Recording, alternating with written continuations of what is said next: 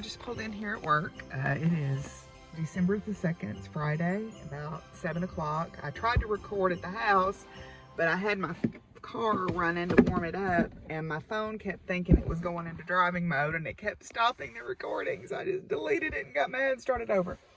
I usually try to get to campus about 7 a.m., partly for parking purposes, but also partly because I like to have some time to sit in my office and get things together so that I know what's going on for the day. I'm meeting one of my research students at 8 a.m. this morning. She's one of the senior capstone students, and she's working on a project to develop a user's manual for our radio telescope whenever it gets here. I'm wearing a couple of things. This sweater that I'm wearing was actually a gift from a friend back in graduate school. My friend Jackie gave me this sweater a long time ago, and it has lived many lifetimes as both a nice work sweater and as a farm sweater. And now it's one of those things that I go to when I just need something comfortable. It was cold and rainy this morning, and I'm feeling, tired because it's the end of the week, and I just needed something with a little bit of comfort, so it's the thing that I reach for. Then my shawl that I have on is my Midwinter Moon. This was a mystery knit along couple, 3 years ago from Larissa Brown, and it's in she's got some of her signature style elements here. Now you can get the pattern as one piece, but this was at the time a mystery knit along, and it's one of the first shawls that I ever knitted with yarn that I got at East Texas Fiber Festival. So today's plan, we have classes, obviously. I found out that I do have to report for jury duty next Tuesday and Wednesday. So my last day of instruction will actually be Monday. It bothers me a little bit because I get somewhat attached to my students, and it bothers me when we don't have closure, but at least now I know ahead of time so I can prepare myself for that. Anyway, then later this afternoon, there is a virtual author forum online that I want to try to watch. I talked with my friends Gypsy and Marla and Stacy last night about my book. I was feeling a little bit anxious, but Gypsy suggested I put a glossary in of terms that non-scientific people might not know. So I think, hey, that's a great idea. And I also need to get start getting my bibliography together on things as well. So that is what's going on this morning. Yes, Mr. Tooths will make an appearance later today. And yes, I'll remember to open my advent calendar. I just was like, well, let's get this recorded real quick and push it out yesterday. But Mr. Tooths has not forgotten us. He is going to start making his appearances, so don't worry about that. But in the meantime, we're going to head into my office and get some work done.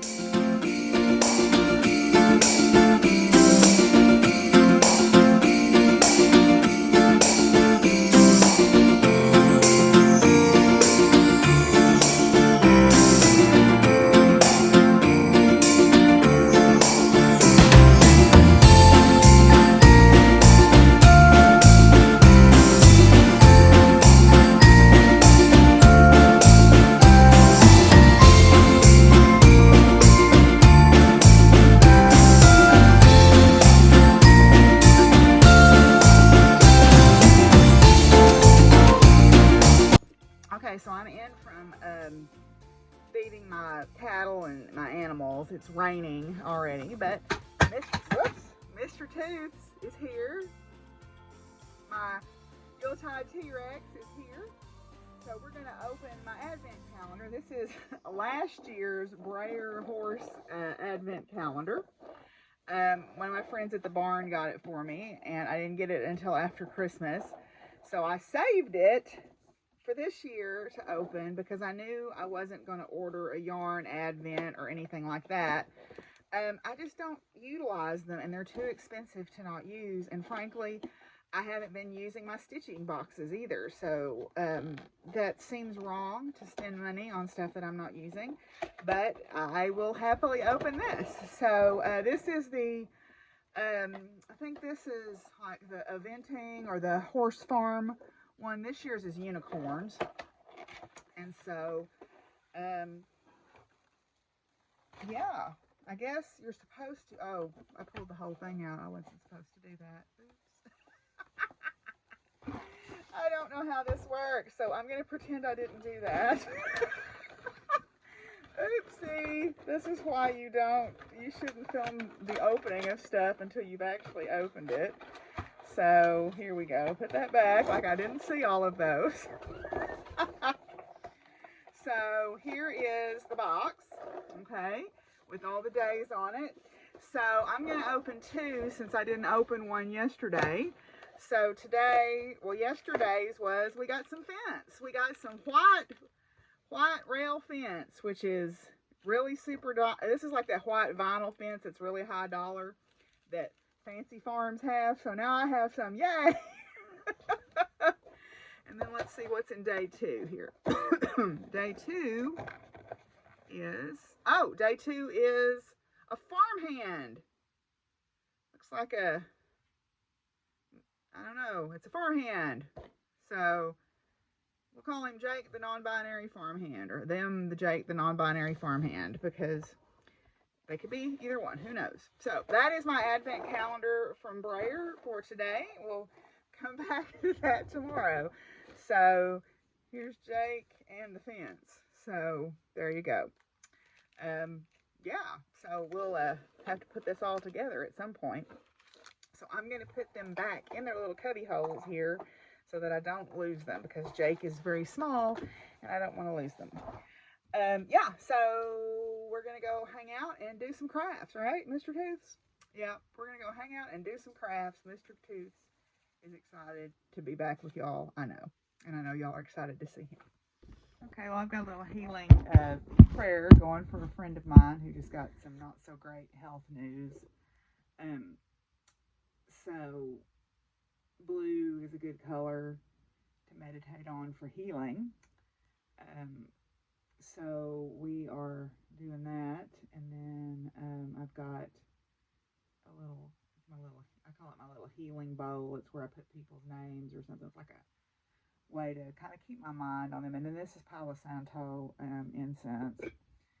And yeah, so anyway, hopefully they'll be fine. It's just there's a lot of uncertainty right now, so hopefully they'll be fine.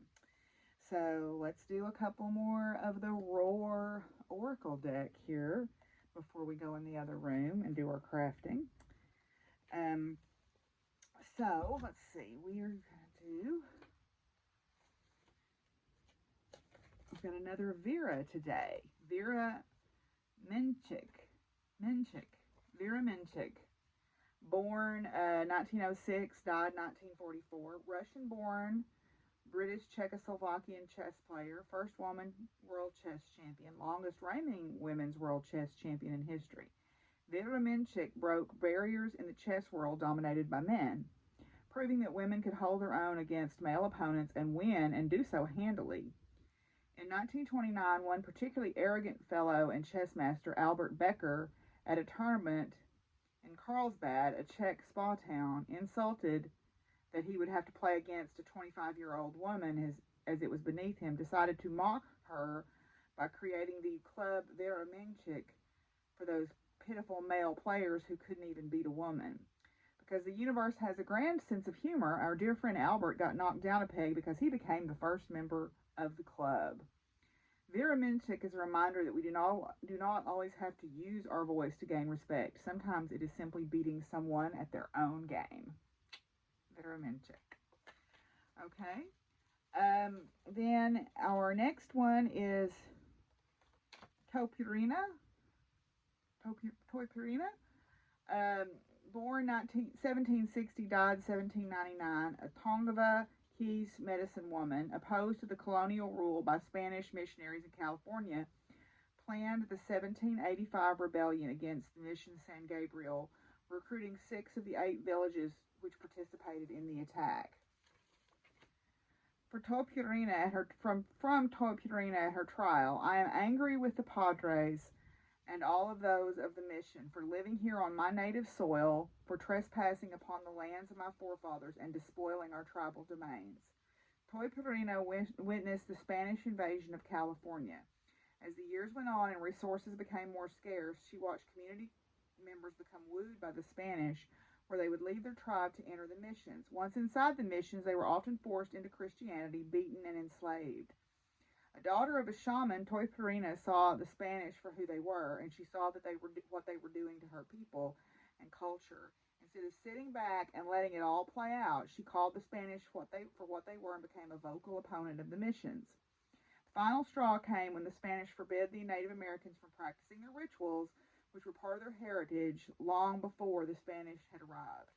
For her part in the rebellion, she was imprisoned and tortured for a year and a half.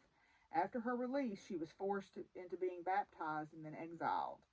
Toy Purina brings a message that if someone shows you through their actions who they are, even if their words are filled with niceties and promises, believe what you see over what you hear. Call on Toy Purina if you need help seeing a situation or a person for what or who they really are. I'm going to keep her out because, yeah, I might need that later tonight. Okay, so that is a couple of the cards from the Roar Oracle by MJ Cullinan. This is available on her website, so you can do that. So anyway, let's go see what I'm crafting. How about? Okay, well, I got started on Smog last night, the African flower dragon. This is something that I've been wanting to make for a while. I have this one, and I have a tarantula, and I have a pony, and I think I've got the hippopotamus pattern too. So I've decided to go with the method of I'm going to make all my motifs and then sew them together. There is also a join as you go method in there. But this is my first motif. I'm joining everything with black, so the outside round on all my stuff will be black. And I'm using up scraps wherever I can, and just making them scrappy, kind of like this one is kind of scrappy. I'm going to follow the same idea. This pattern calls for fingering weight yarn, and I don't know what his dimensions are with fingering weight, but I'm using worsted. So he's going to be pretty good size by the time he's done, considering this is one motif, okay? I think what I may do is make enough motifs to build a section, and then so Tyra was talking about doing that. Simon, come on.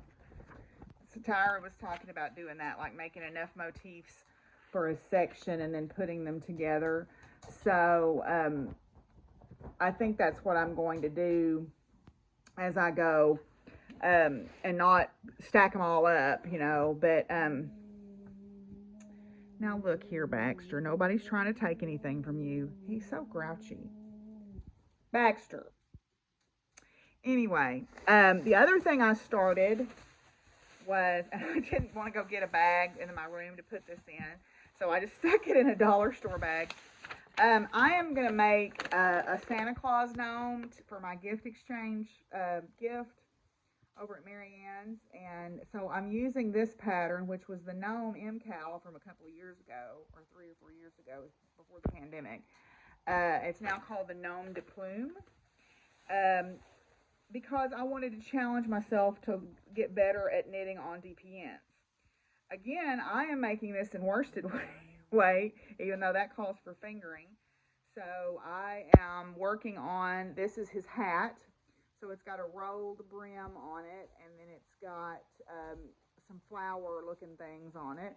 So this is, I think I'm about 18 rows in, and there's 90 something rows. Of course, it tapers once you get past about row 55.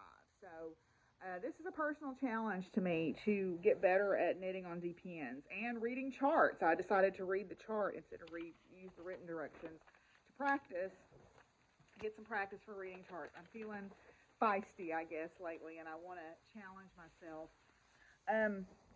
I am almost ready to put the heel in my socks. I'm going to try, again, a personal challenge of learning to do a heel flap and gusset. So when you do that, your foot needs to be a little bit shorter. There's a calculation in the pattern that I'm using to tell you where to stop for your heel turn.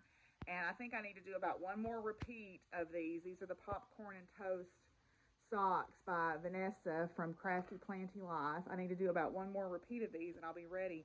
I think I'm going to go look to see if I can find a red mini to use. I think that'd look really cool. I'm going to call them my newspaper socks. Y'all remember that riddle? What's black and white and red all over?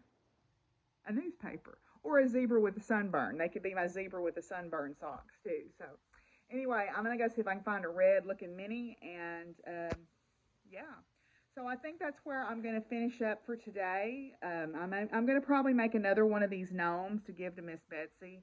And I may make a third one to give to Marianne because she'll want one, I'm sure, too. But I've just got, the way I'm kind of tackling smog is I've got a bag back here that I have just put a bunch of Red Heart in. And I'm just going to grab things and put them together with no rhyme or reason and stack them up. Actually, I may just make all of them. It tells you what the breakdown is. So I may just make all of them. Now, the one thing that I noticed on smog is the spines and the wings are solid and the horns. So I'll probably, when I get to those, make those out of solid black so that they'll look more like that. I want a little bit of continuity there, but yeah, I'm just going to go to town and see what happens. All right, I'll see y'all tomorrow. Bye.